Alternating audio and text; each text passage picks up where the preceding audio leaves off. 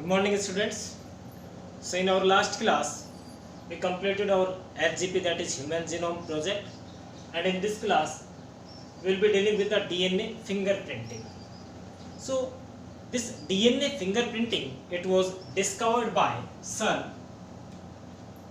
Alec Jeffrey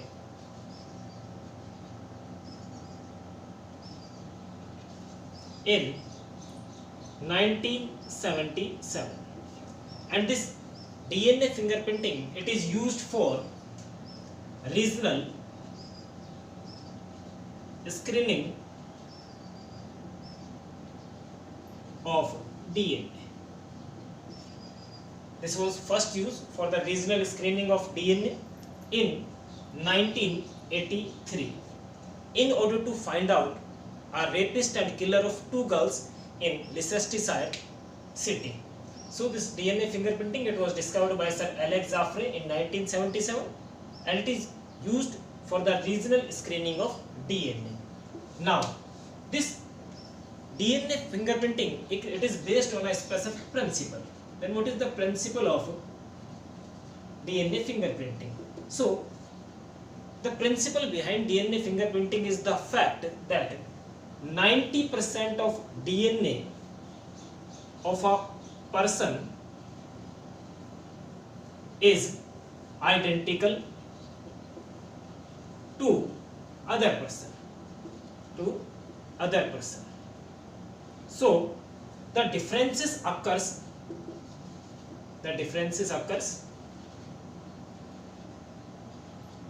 only in 10% of DNA.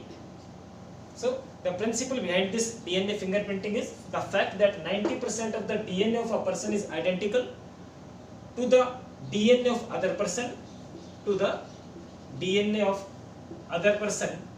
and the differences occurs only in 10% of DNA. Now, this 10% of DNA is unique to a person, and scientists make use of this 10% of DNA to find out any probability for the match or to distinguish between the individuals. Now, these differences, that is 10% differences, these are usually present in non-coding regions. So as we know that human DNA contains both coding and non-coding regions, and these differences, they occurs in the non-coding regions of DNA.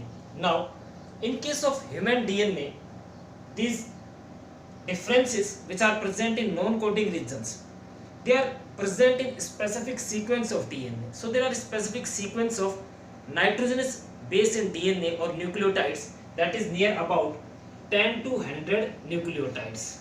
So in non-coding region, there are near about 10 to 100 nucleotides which are responsible for these differences, and that's why these nucleotides are used as a tool for the DNA fingerprinting. Now we will discuss the process of this DNA fingerprinting, that how this DNA printing occurs.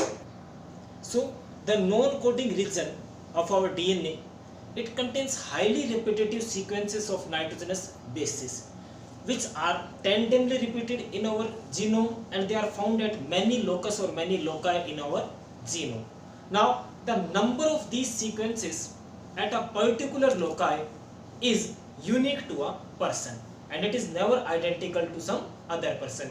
For example, if we take a sequence ACA, this is a sequence of nitrogenous bases which is repeated 40 times, at gene locus first or gene locus 1. So same sequence ACA, it is repeated 60 times at gene locus second in a person. So a sequence ACA, it is repeated 40 times at gene locus first, and it is repeated 60 times at gene locus second. Now this number of repeats, that is 40 times at locus 1 or loci 1 and 60 times at loci second, this is unique to a person, and it is never identical to some other person. That means the other person will not have the same sequence repeated same times at same loci. It will be some different number. So this number of these repeats, it will be different in different persons. That's why these number of repeats are identical to a person except the case of genetically identical twins. The genetically identical twins may have the same number of repeats at same gene loci. Now these repeats, they are known as short tandem repeats. They are known as short tandem repeats, that is STRs. And these STRs, they are responsible for the formation of satellite DNA.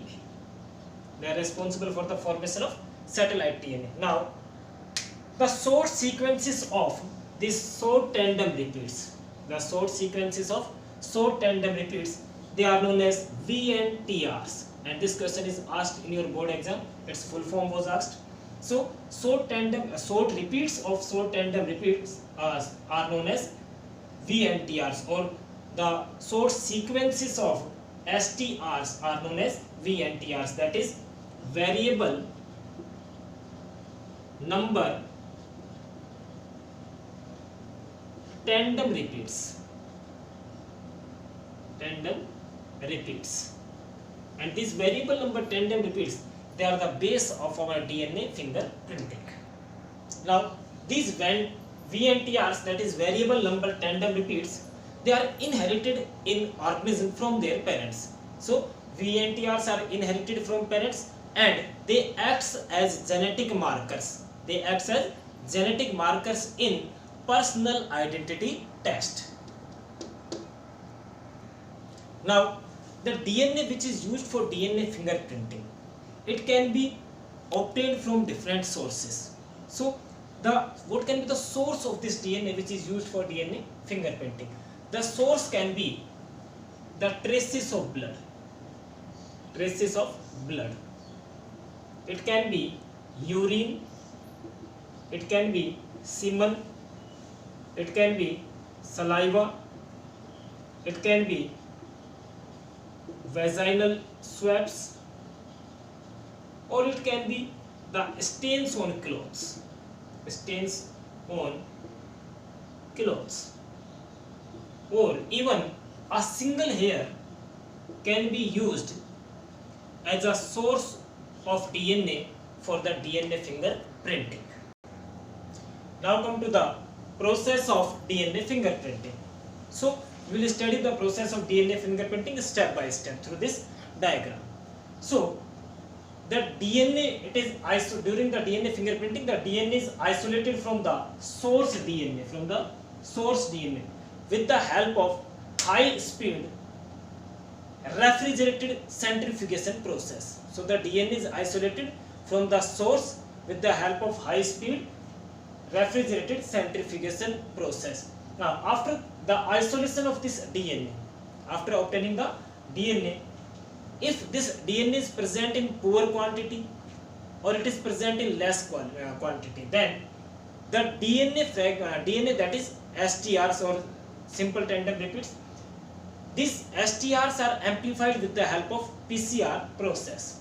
Now after the amplification of DNA, this DNA, it is cleaved or it is broken down into fragments with the help of endonuclease enzyme.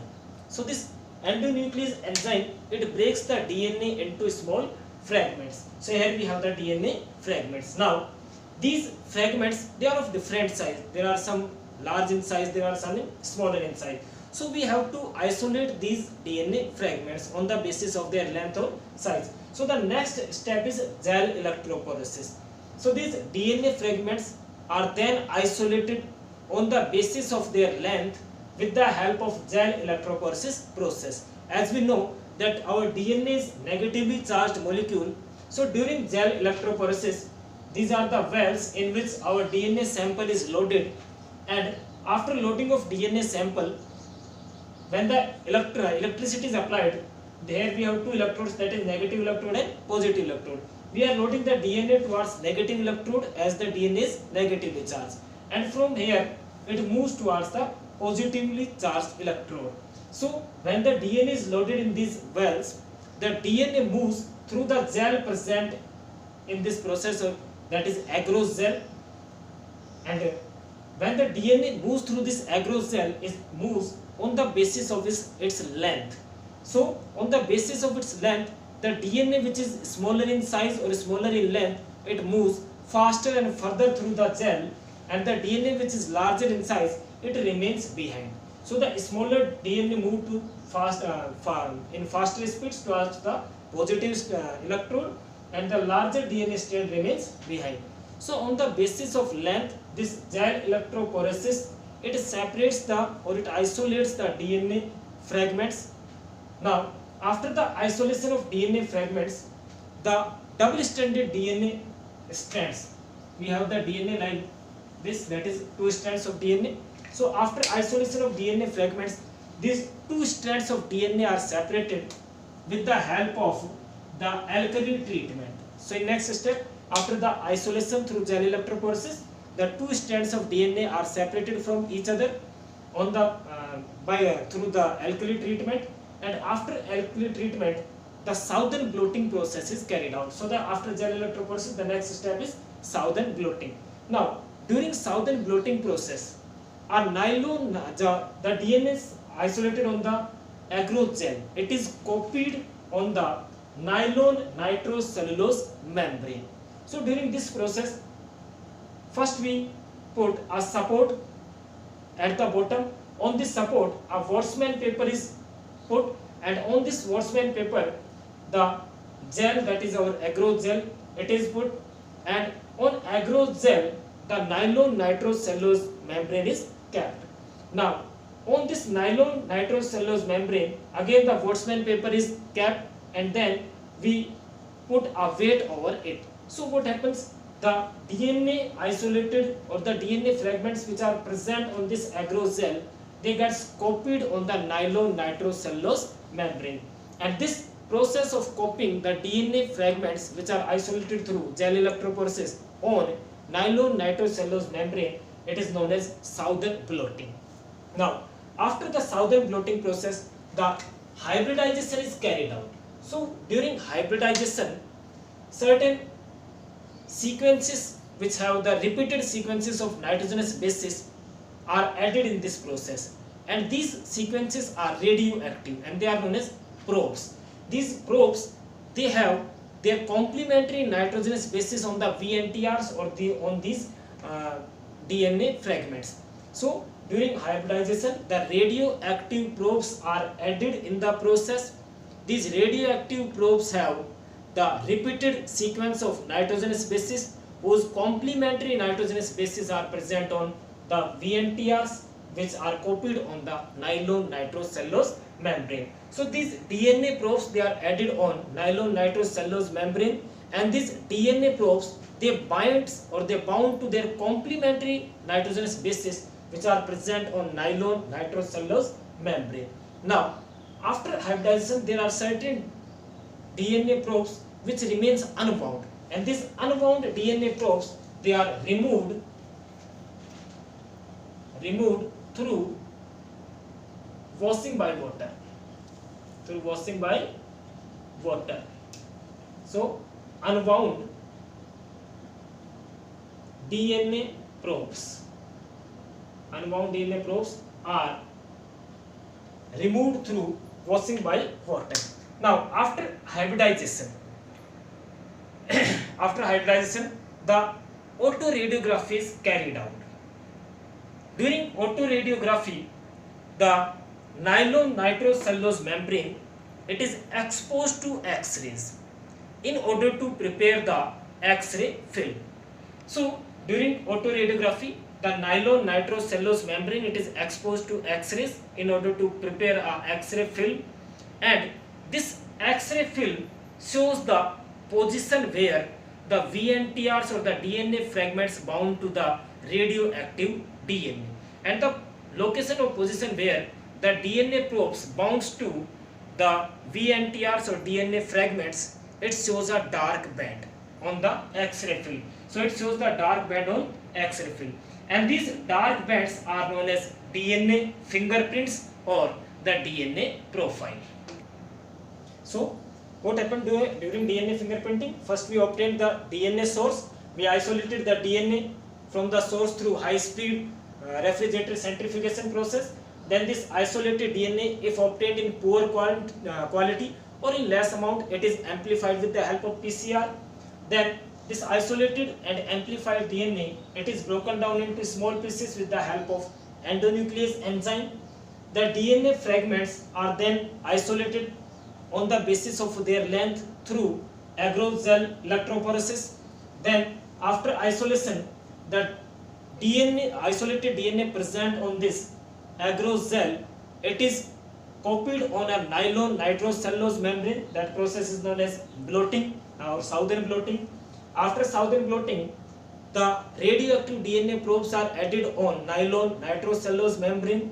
These radioactive DNA probes have their complementary nitrogenous bases on the VNTRs or DNA fragments, so they bound to their complementary VNTRs.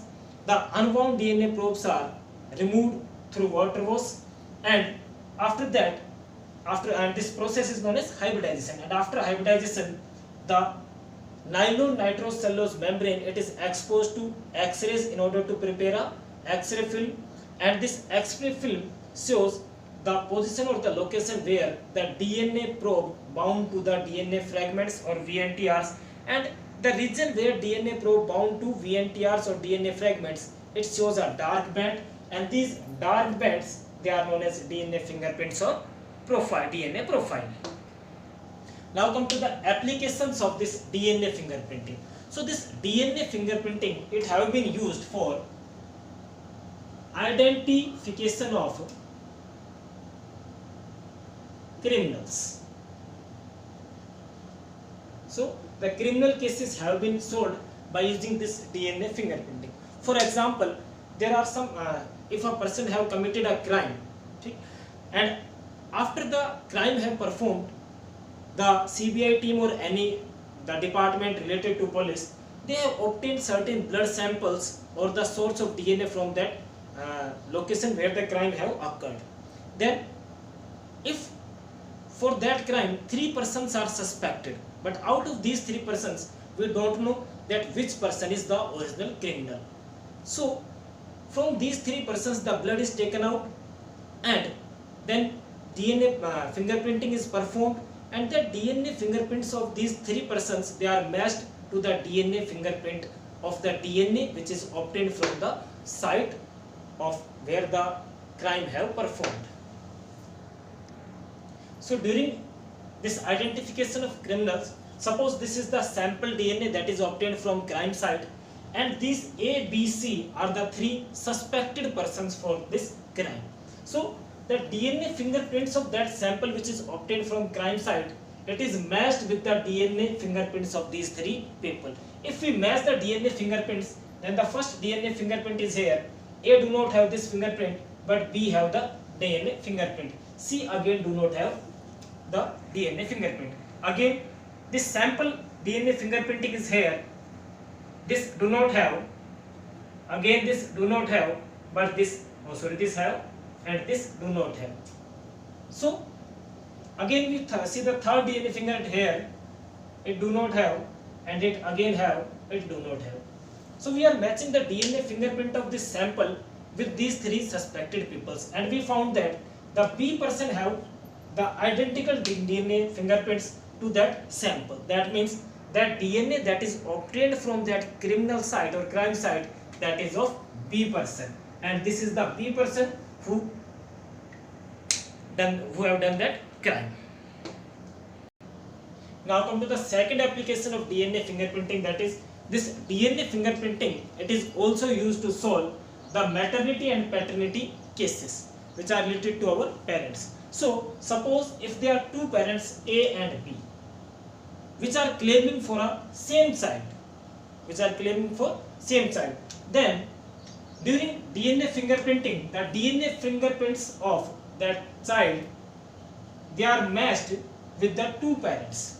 Suppose if A is the original parent of that child, then most of the DNA fingerprints of A will match the DNA fingerprints of that child, and if B is not the parent of that child, then most of the DNA fingerprints will not match with the DNA fingerprints of child. So in this way, this DNA fingerprinting, it is also used to solve the maternity and paternity cases. In this case, the DNA fingerprints of child, they are matched to the DNA fingerprints of both parents. And if A is the original parent, then the DNA fingerprints of A will match the DNA fingerprints of child, and B is the parent, then DNA fingerprints of B will match the DNA fingerprints of that child. Now, the third application of DNA fingerprinting is that this DNA fingerprinting, it is used to determine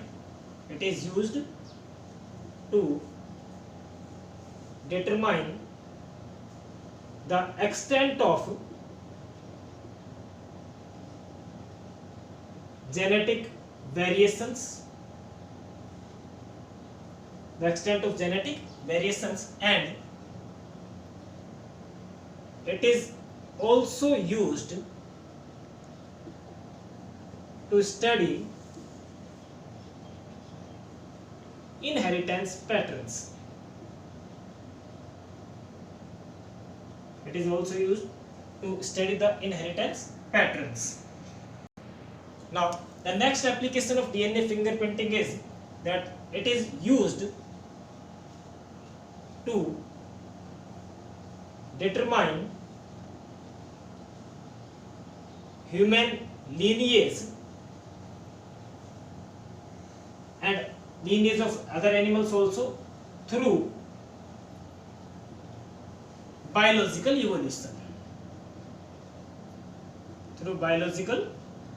evolution. Now,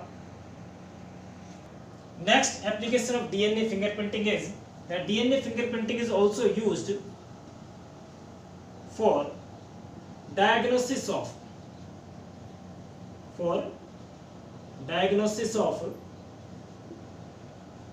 hereditary disorders such as Alzheimer's disease, such as sickle cell anemia, such as hemophilia. All these are diagnosed with the help of this DNA fingerprinting.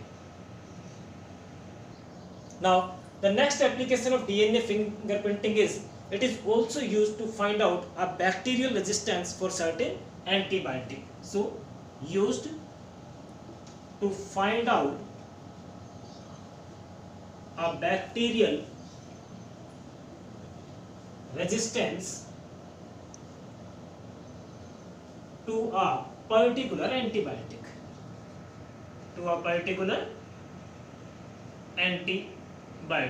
So, this was the last topic of our chapter. Here we have completed our chapter. In next video, we will start our next unit. Thank you, students.